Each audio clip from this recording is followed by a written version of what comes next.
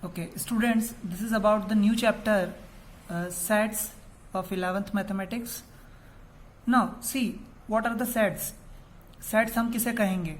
So, a set is a collection of objects which is well defined.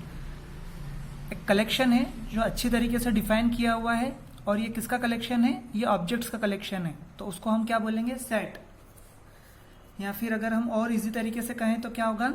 A set is a well defined collection, यानी जो collection है वो कैसा है? Well defined है, of objects. Objects का एक ऐसा कलेक्शन जिसको अच्छी तरीके से डिफाइन किया हुआ हो, उसे सेट कहते हैं।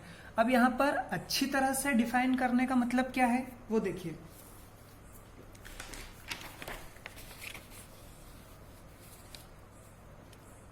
क्योंकि हर एक ऑब्जेक्ट के कलेक्शन को आप सेट नहीं बोल सकते, तो अब आप सेट किसे कहेंगे? तो देखिए कुछ एग्जांपल से समझते हैं कि कौन सा कलेक्शन सेट कहलाएगा और कौन सा नहीं। The first one, see the collection of all the months of a year beginning with the letter J. अब आप देखिए कि पूरे ईयर में ऐसे मंथ्स का कलेक्शन है जिसकी जो स्पेलिंग है उसकी शुरुआत जे लेटर से हो रही है। तो आप देखिए जनवरी, जून, ठीक है, जुलाई, सितंबर, अक्टूबर, नवंबर, दिसंबर। ओके, सो 3 हमारे पूरे ईयर में 3 मंथ्स आते हैं, जनवरी, जून और जुलाई। तो ये एक अच्छी तरह से डिफाइन किया हुआ है, तो आप इसके ऑब्जेक्ट्स फाइंड आउट कर पाए और इसका सेट बना पाए। तो उस सेट के अंदर 3 एलिमेंट्स होंगे, 3 ऑब्जेक्ट्स होंगे, और वो होंगे जनवरी, जून और जुलाई। तो इसलिए ये अच्छी तरह से डिफाइन किया हुआ है, इसलिए इसे हम क्या कहेंगे? हम एक सेट कहेंगे। अब आप नेक्स्ट देखिए, the collection of 10 most talented writers of our country. अब आप देखिए, जब कहा जाता है कि the collection of 10 most talented writers of our country, तो हमारी कंट्री के 10 मोस्ट टैलेंटेड राइटर्स जो हैं वो हर एक व्यक्ति के अलग हिसाब से अलग अलग हो सकते हैं। मतलब जरूरी नहीं है कि जो मोस्ट टैलेंटेड आपकी नज़र में है वो किसी और की नज़र में भी मोस्ट टैलेंटेड हो। इसलिए आप यहाँ पर इसको वेल डिफाइन यानी अच्छी तरीके से डिफाइन नहीं किया हुआ है। यहाँ पर आप समझ नहीं पाएंगे कि वो 10 टैलेंटेड राइटर्स जो हैं वो सभी के लिए एक ही हो सकते हैं, ऐसा बिल्कुल ज़रूरी नहीं है। इसलिए क्योंकि ये वेल डिफाइन नहीं है, इसलिए ये एक सेट नहीं होगा, ठीक है। नेक्स्ट देखिए, a team of 11 best cricketers of the world. अब पूरे वर्ल्ड के 11 बेस्ट क्रिकेटर्स, तो यहां पर भी वही बात है कि इसे अच्छी तरीके से डिफाइन इसलिए नहीं किया हुआ है क्योंकि 10 best cricketers, 11 best cricketers of the world, वो सभी के हिसाब से अलग अलग हो सकते हैं। एक कंट्री के हिसाब से वर्ल्ड के बेस्ट 11 क्रिकेटर अलग हो सकते हैं, किसी दूसरी कंट्री के हिसाब से अलग हो सकते हैं, किसी पर्टिकुलर पर्सन के हिसाब से अलग हो सकते हैं, इसलिए इसे भी हम सेट नहीं कह सकते। अब नेक्स्ट देखिए, the collection of all boys in your class. आपकी क्लास है और आपकी क्लास के सारे बॉयज का कलेक्शन, तो इसे अच्छी तरीके से डिफाइन किया हुआ है क्योंकि आप अपनी क्लास के सारे बॉयज को कलेक्ट कर सकते हैं, ठीक है। यहाँ पर ठीक से डिफाइन किया हुआ है, इसलिए इसे भी हम सेट कहेंगे। अब आप देखिए next 5th, the collection of all natural numbers less than 100। Natural numbers का सेट जो कि 100 से कम हो, तो नेचुरल नंबर्स की स्टार्टिंग 1 से होती है और लेस देन 100 का है, मतलब 1 to 99 सारे नंबर्स का सेट हो जाएगा। तो इसलिए इसे भी अच्छी तरीके से डिफाइन किया हुआ है, इसलिए ये भी एक सेट हो जाएगा। फिर आप देखिए, a collection of novels written by Munshi Premchand. Munshi Premchand ने जितने भी नॉवेल्स लिखे हैं उन सबका कलेक्शन, तो इसे भी अच्छी तरीके से डिफाइन किया हुआ है, इसलिए इसे भी हम एक सेट कहेंगे। The collection of all even integers. अब आप देखिए, इंटीजर्स का जो सेट होता है उसमें निगेटिव, पॉजिटिव सारे नंबर्स होते हैं और 0 भी होता है। अब सारे इवन इंटीजर्स, तो सारे इवन इंटीजर्स का जो सेट होगा वो भी अच्छी तरीके से डिफाइन किया हुआ है, इसलिए इसे भी हम एक सेट कहेंगे। The collection of all questions in this chapter, इस चैप्टर के सारे क्वेश्चंस का कलेक्शन, तो ये भी अच्छी तरीके से डिफाइन किया हुआ है, इसलिए ये भी एक सेट है। अब आप देखिए, the collection of best 5 students of 11th class, 11th class के बेस्ट 5 स्टूडेंट्स। तो ऐसा जरूरी नहीं है कि किसी टीचर की नज़र में 11th क्लास के जो 5 स्टूडेंट बेस्ट हो वो किसी दूसरे टीचर के भी नज़र में वो ही स्टूडेंट्स बेस्ट हो, या प्रिंसिपल की नज़र में वो ही स्टूडेंट बेस्ट हो 11th क्लास के। तो हर एक व्यक्ति के हिसाब से बेस्ट स्टूडेंट अलग अलग हो सकते हैं, इसलिए यहाँ पर ठीक से डिफाइन नहीं किया हुआ है, इसलिए ये भी एक सेट नहीं होगा। फिर अ collection of most dangerous animals of the world, collection of most dangerous animals of the world, तो पूरे विश्व के सबसे खतरनाक जानवर जो हैं वो हर एक व्यक्ति के हिसाब से अलग अलग हो सकते हैं। यहाँ पर ठीक से डिफाइन नहीं किया हुआ है, इसलिए ये भी एक सेट नहीं होगा। ठीक है, सो आपको समझ में आया कि सेट जो है वो एक well defined collection of objects है। अब आगे बढ़ते हैं सेट की डेफिनेशन से आगे। अब आपको सेट समझ में आ गया कि आप सेट किसको कहेंगे। अब सेट को हमें रिप्रेजेंट करना है, तो सेट को रिप्रेजेंट करने के लिए 2 तरीके होते हैं, और वो 2 तरीके हैं रोस्टर फॉर्म और सेट बिल्डर फॉर्म। अब आप देखिए ये दोनों होते क्या हैं। The set of all even positive integers less than 7, suppose एक स्टेटमेंट दिया हुआ है और उस स्टेटमेंट को हमें सेट के फॉर्म में लिखना है और वो भी रोस्टर फॉर्म में लिखना है। So the set of all even positive integers, सबसे पहले तो इंटीजर्स हैं, उसमें भी पॉजिटिव इंटीजर्स हैं, तो पॉजिटिव इंटीजर्स होंगे तो पॉजिटिव निगेटिव सभी होंगे, लेकिन यहां पर उसने पॉजिटिव कह रखा है, इट मीन्स 1 से स्टार्टिंग है, और साथ में उसने इवन भी कह के रखा हुआ है।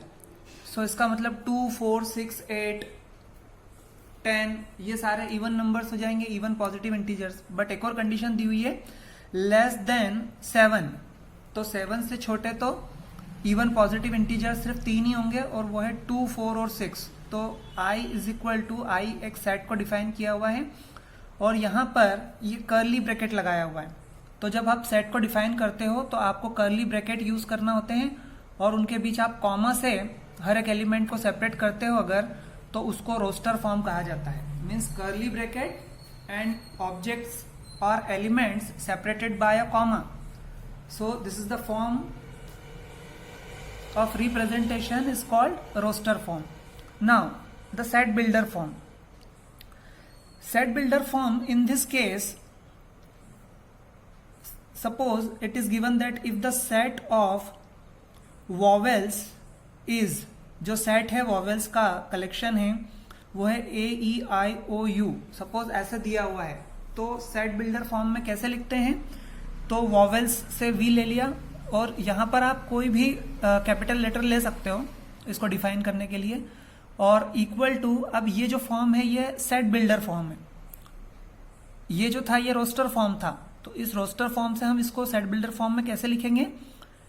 x हमने एक वेरिएबल ले लिया, x इज सच दैट, इसकी जो कॉलन है ये कॉलन बना हुआ है, इसको हम पढ़ते हैं is such that, x is such that, x इस तरह है कि x इज अ वॉवेल, ये जो हमने वेरिएबल लिया है ये वेरिएबल अपने आप में क्या है, वॉवेल है, और वो वॉवेल कैसा है, in the English alphabet, English alphabet का वॉवेल है। तो हर एक वेरिएबल उस एक एलिमेंट को रिप्रेजेंट करेगा, और वो एक एलिमेंट कौन होगा, इंग्लिश अल्फाबेट का वॉवेल। तो देखिए इंग्लिश अल्फाबेट में 5 वॉवेल्स होते हैं, तो यहाँ पर हमने उसको इस तरीके से वर्ड्स में या स्टेटमेंट में डिफाइन कर दिया है। तो अगर वर्ड या स्टेटमेंट में आप डिफाइन करते हो तो उसको सेट बिल्डर फॉर्म कहते हैं, और अगर आप उसको कर्ली ब्रैकेट के अंदर सीधे ऑब्जेक्ट्स अगर आप लिख देते हो कॉमा से सेपरेट करके, तो उसको हम रोस्टर फॉर्म कहते हैं। ठीक है, इसके कुछ क्वेश्चंस देख लीजिए कि सेट बिल्डर फॉर्म और रोस्टर फॉर्म में आप कन्वर्ट कैसे करते हैं।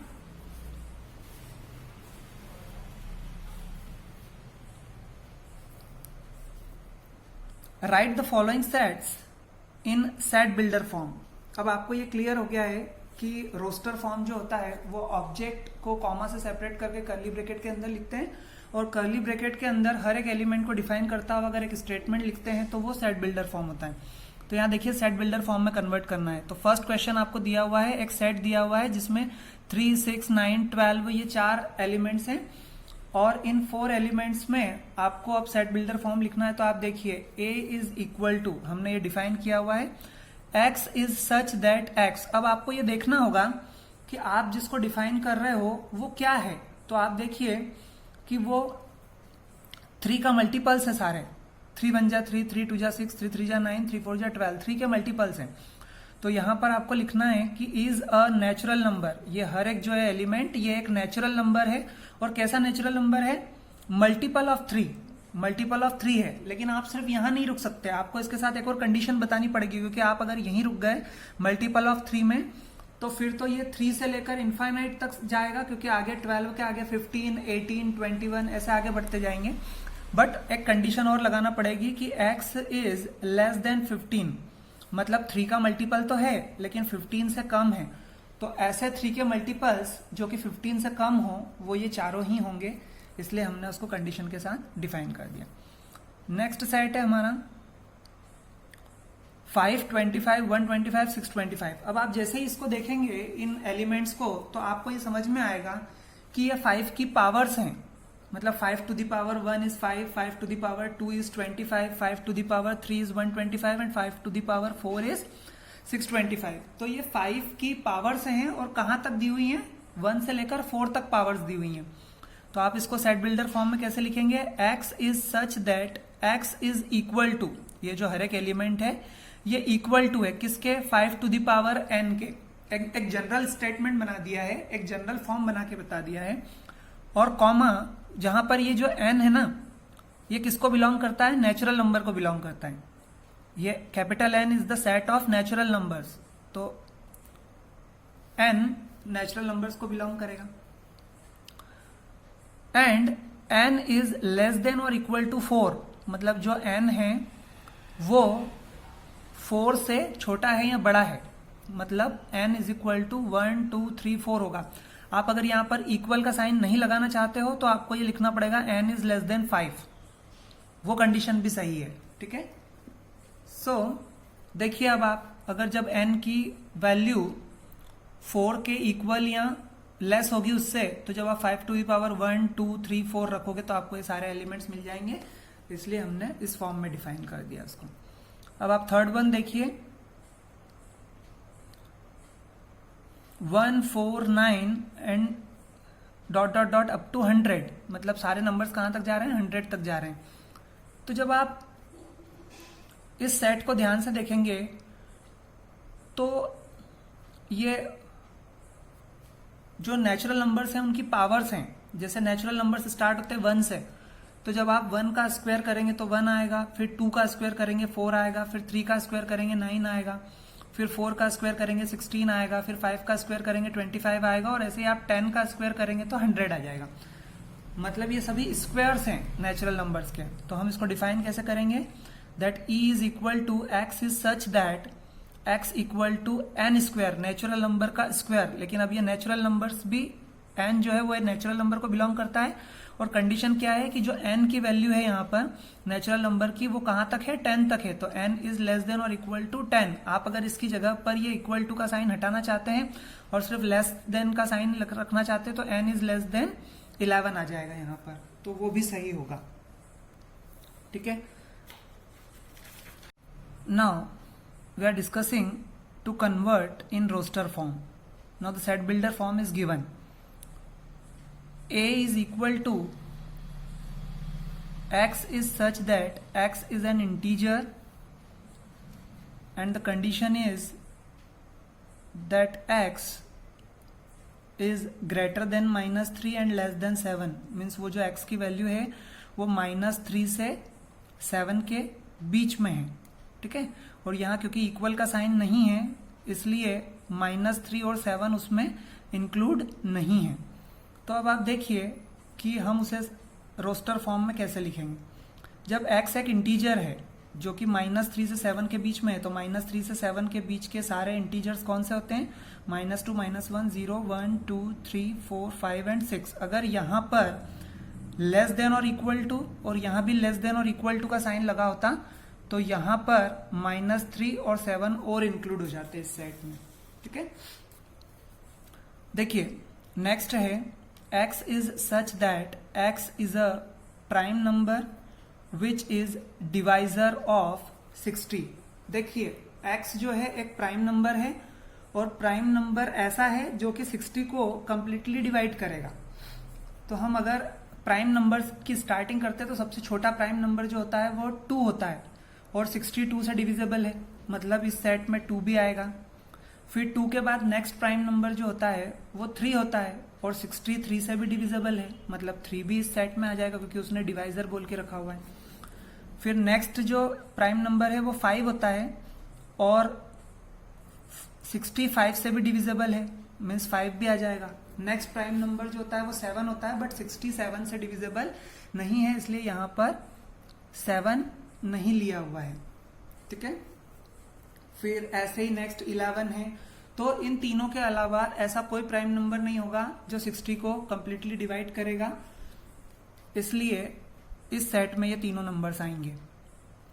Now L is equal to x is such that x is a 2 digit number.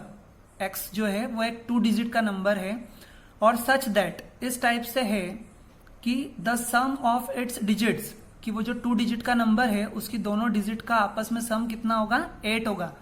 तो अब आपको ऐसे सारे नंबर 2 डिजिट नंबर डिफाइन करने हैं जिनकी दोनों डिजिट का सम आपस में क्या हो? 8 हो। तो आप इसको जब रोस्टर फॉर्म में लिखेंगे तो कैसे लिखेंगे? फर्स्ट नंबर आ जाएगा 17 और इसको लिखने का तरीका ये होगा कि आप 1 से स्टार्ट करें, क्योंकि आप अगर 0 से स्टार्ट करोगे तो अगर आप 08 लेने की कोशिश करोगे तो वो 2 डिजिट का नंबर नहीं कहलाएगा, वो 1 डिजिट का ही नंबर रहेगा, क्योंकि 08 को हम सिर्फ 8 ही लिख सकते हैं, तो वो 2 डिजिट का नंबर नहीं रहेगा। इसलिए स्टार्टिंग हमें 1 से करनी पड़ेगी। तो 1 के साथ आप 7 ले लीजिए, फिर 2 के साथ 6 ले लीजिए, क्योंकि 1 7 8, 2 6 8, 3 + 5 8, 4 + 4 8, 5 + 3 8, 6 + 2 8, 7 + 1 8 और 8 + 0 8। ओके, सो ये बात हुई रोस्टर फॉर्म में कन्वर्ट करने की। अब कुछ इंपॉर्टेंट टर्म्स देख लेते हैं। Now, some important terms. First, empty set. इस empty set को null set भी बोलते हैं। ठीक है, इस empty set को null set भी कहा जाता है। और इसे डिफाइन कैसे करते हैं? यहाँ तो सिर्फ आप फाइ लिख दीजिए, ये जो साइन है, सिंबल है, इसे फाइ कहते हैं। मीन्स इसे बनाते कैसे हैं? पहले आप ऐसे 0 लिख दीजिए और फिर उसको ऐसे क्रॉस कर दीजिए। सो ये फाइ होता है। और सिर्फ कर्ली ब्रैकेट लिखिए और उसके अंदर कोई एलिमेंट नहीं है, क्योंकि ये एम्प्टी सेट है, इसलिए उस सेट के अंदर कोई एलिमेंट नहीं है, इसलिए इसको इसी तरीके से डिफाइन किया जाता है। बट अगर आप या तो ऐसा लिखिए और या फिर इसकी जगह पर सिर्फ फाइ लिखिए, लेकिन फाइ को ब्रैकेट्स के अंदर नहीं लिखा जाता है, सिर्फ फाइ लिखा जाता है। अब आप नेक्स्ट देखिए, एक और इंपॉर्टेंट टर्म है फाइनाइट और इनफाइनाइट सेट्स। अब देखिए, किसी भी सेट के अंदर अगर नंबर ऑफ एलिमेंट्स फाइनाइट हैं, means we can count them, तो उसको फाइनाइट सेट कहते हैं। और इनफाइनाइट सेट वो होता है जिसके अंदर नंबर ऑफ एलिमेंट्स जो होते हैं वो इनफाइनाइट होते हैं, उसको फाइनाइट या इनफाइनाइट सेट कहते हैं। अब आप देखिए इक्वल सेट्स। अब ये इक्वल सेट्स क्या होते हैं? अगर कोई 2 सेट हैं, एक ए सेट है और एक बी सेट है, और उन दोनों के एलिमेंट्स एग्जैक्टली एक दूसरे के इक्वल हैं, सारे एलिमेंट्स, तो A = B कह के और हम दोनों को इक्वल सेट्स कह देंगे। और अगर दोनों के एलिमेंट्स अलग अलग हैं तो उनको हम इक्वल नहीं कहेंगे, वो अनइक्वल हो जाएंगे। जैसे फॉर एग्जांपल A = मैं लिखूं 1 5 7 और एक सेट लिखूं मैं B, उसमें लिखूं मैं 7 1 5। तो इस ए के भी एलिमेंट्स 1, 5 और 7 हैं और इस बी के एलिमेंट्स भी 1, 5, 7 हैं। तो यहां पर ए इज इक्वल टू बी हो जाएगा। लेकिन अगर यहां 1, 5, 7 है और यहां 1, 7 है, तो क्योंकि सारे एलिमेंट्स आपस में इक्वल नहीं है, इसलिए यहां पर हम a is not equal to b कह देंगे। अब देखिए सबसेट्स। ये सबसेट्स क्या है? This is the sign of subset. Means ये जो साइन है ये इस तरीके से बनाया जाता है, यहां से थोड़ा ऐसा लंबा उसको करके और इस तरीके से घुमा देते हैं, U turn. It is a symbol of subset. So a is a subset of b where a belongs to, ये जो साइन है इस साइन को हम कहते हैं बिलोंग्स टू। बिलोंग्स टू का मतलब होता है कि ये उस सेट को बिलोंग करता है, यानी उस सेट के अंदर डिफाइन है। So a belongs to a, then a belongs to b। मतलब a अगर कोई एलिमेंट है और वो अगर a के अंदर है तो वो एलिमेंट b के अंदर भी होगा। इसको अगर मैं थोड़े और इजी फॉर्म में आपको बताऊं तो आप सिर्फ इसको ऐसे याद रखिए कि a अगर b का सबसेट है तो मतलब a के सारे एलिमेंट b में भी होंगे। फॉर एग्जाम्पल देखिए,